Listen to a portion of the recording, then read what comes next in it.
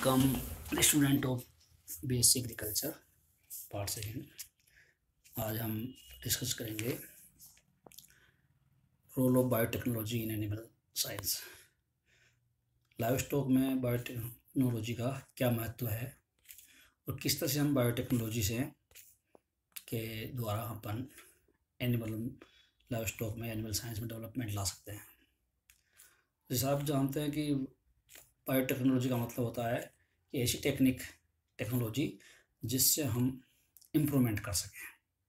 जैसे कि इम्प्रूवमेंट का मतलब आप एक फॉर एग्जांपल ऐसे एनिमल की कल्पना करो जो हाई यील्डिंग हो, हेल्दी हो, बीमारी उसमें नहीं लगे और उसकी लैक्टेशन भी बहुत अच्छी हो, अच्छा दूध देवे।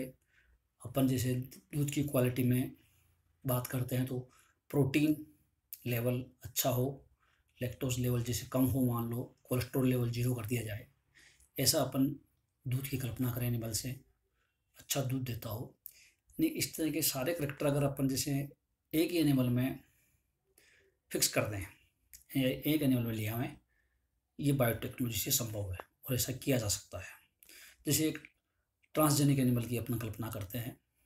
ट्रांसजेनिक एनिमल में मतलब ऐसे जीन की को ट्रांसफ़र करना या डीएनए को ट्रांसफ़र कर देना जिससे कि एनिमल में अपने डिज़ायरेबल करेक्टर उसमें इनोकुलेट कर सके, उसमें पहुंचा सके।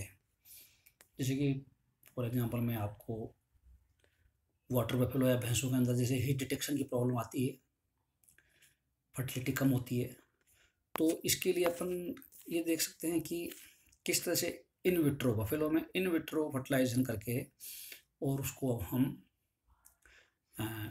सरोगेटेड मदर में या बफेलो में एम्ब्रियो को ट्रांसफ़र कर सकते हैं जिससे कि उसकी फर्टिलिटी हाई रहे और दूध उत्पादन अपन उसका बढ़ा सकते हैं। इसी प्रकार से कैटल में काऊ वगैरह में मिल्क प्रोडक्शन को बढ़ा सकते हैं, डिजीज रेजिस्टेंट कर सकते हैं, फर्टिलिटी बढ़ा सकते हैं।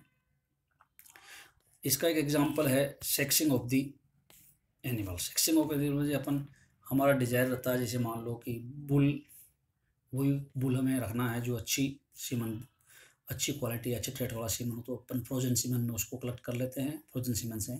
फिर उसके बाद उसकी ज़्यादा यूटिलिटी नहीं रहती उस बुल की, तो उस बुल को ऐसे मेल को हटा करके केवल फीमेल को रखना है, तो उसमें हम सेक्शन के मार्फत से फीमेल एनिमल को ही ज़्यादा महत्व देना। और इसी प्रकार से एम्ब्रियो ट्रांसफर टेक्नोलॉजी है, उसमें ओवन को पिकअप करके इन विट्रो फर्टिलाइजेशन करा के उस सेक्शन करके अपन रखते हैं। और एक क्लोनिंग भी एक तरह का एग्जांपल है।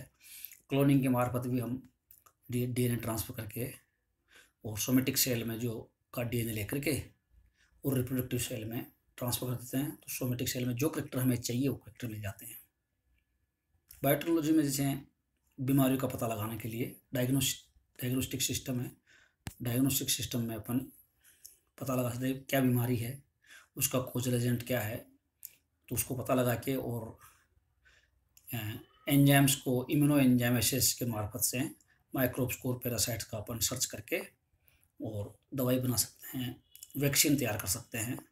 और वैक्सीन जो है टिक्स के खिलाफ, पैरासाइट के खिलाफ, माइक्रोब्स के खिलाफ ऐसे वैक्सीन तैयार करके और अपन मेडिसिन तैयार करके एनिमल को हम बीमारी से बचा सकते हैं। तो इस तरह से बायोटेक्नोलॉजी एक वरदान बूंद साबित हो सकता है एनिमल साइंस में, बीमारी से बचाव के, हाई यील्डिंग एनिमल पैदा करके, क्वालिटी मिल्क देके, अच्छा मीट प्रोडक्शन पैदा करके, पोल्ट्री के अंदर इसी प्रकार से हाई फर्टिलिटी और प्रोडक्शन के हिसाब से पोल्ट्री में हम उसका उपयोग कर सकते हैं। जीनोम की स्टडी करके और आवश्यक जीन को अपन ट्रांसफ़र कर सकते हैं। इस तरह से बायोटेक्नोलॉजी एनिमल साइंस में एक तरह से वरदान साबित हो सकता है। Thank you very much.